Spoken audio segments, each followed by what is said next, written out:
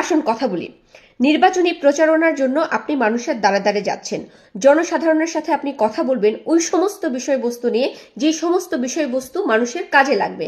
আপনার কতটুকু যোগ্যতা আছে এবং এই যে আসন থেকে আপনি দাঁড়িয়েছেন সেই আসন নিয়ে আপনার মধ্যে কি কি পরিকল্পনা আছে, কি কি পরিবর্তন করতে চান, জনগণকে আপনি কি দিতে চান, জনগণের জন্য আপনি কি চিন্তা করেছেন, এই সমস্ত পরিকল্পনা সম্পর্কে আপনি জনগণের মধ্যে একটা ধারণা দিবেন।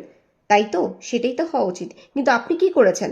আপনি জনগণের মধ্যে যে আসনের আপনি না, একটা ব্যক্তি দীর্ঘ বছর ধরে একজন বয়স্ক লোক, যিনি কিনা দীর্ঘ বছর ধরে এই এলাকায় বসবাস করতেছে, এখানে তার জন্ম, এখানে তার বিয়া শাদী, এখানে তার বাচ্চা কাচ্চা, এখানে সবকিছু, সেই বয়স্ক লোকটাকে নিয়ে আপনি প্রতিনিয়ত মিথ্যা রটাচ্ছেন, তাকে ইঙ্গিত করে তার পায়ে পাড়া দিয়ে ঝগড়া লাগানোর চেষ্টা করতেছেন। আপনি বলতেছেন 2 টাকার চাঁদাবাজ মির্জা আব্বাস, আপনি বলতেছেন যে মির্জা আব্বাস ব্যাংকের মালিক, চাঁদাবাজি করে হয়েছে, মির্জা আব্বাস এটা হয়েছে চাঁদাবাজি করে, তাকে একটা চাঁদাবাজ থেকে শুরু করে গুন্ডা গ্যাংস্টার থেকে শুরু করে আপনি যা ইচ্ছা তাই বলতেছেন, জাস্ট বিকজ অফ উনি যাতে কিছু একটা আপনাকে বলে। কিন্তু আপনার দুর্ভাগ্য এতই খারাপ যে সে আপনার পক্ষে বা বিপক্ষে কিছুই বলে নাই, উল্টা আপনাকে বাহবা জানিয়েছে, আপনাকে ছেলে সমতুল্য বলে আখ্যায়িত করেছে, আপনাকে চায়ের দাওয়াত দিয়েছে, আপনার সমস্ত কথাকে উপেক্ষা করে উনি ওনার মতো করে রাজনীতি করছে।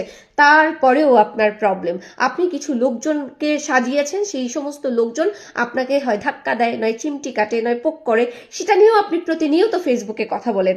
এরপরে আজকে যে নাটকটা করেছেন বা যারা করেছে, এটা নাটক হোক আর সত্যি হোক, ডিম মেরেছে, ডিম মারা পর্যন্ত আমি এটাকে মব বলবো, কিন্তু ডিম মারার পরে আপনি যেটা করেছেন, ডিম মারার পর আপনার হাত ভাঙা গেছে, পা পাইটা গেছে, এখন আপনি আন্দোলন করতেছেন, এইটাকে আপনি কি ধরনের গণসংযোগ বলবেন? এটা কি ধরনের আপনি জনগণের সাথে আপনার যে রিলেশন, সেটা আপনি কিভাবে বিল্ড আপ করবেন? আপনি এখনই তো নাটক শুরু করছেন, পার্লামেন্টে গেলে কি করবেন?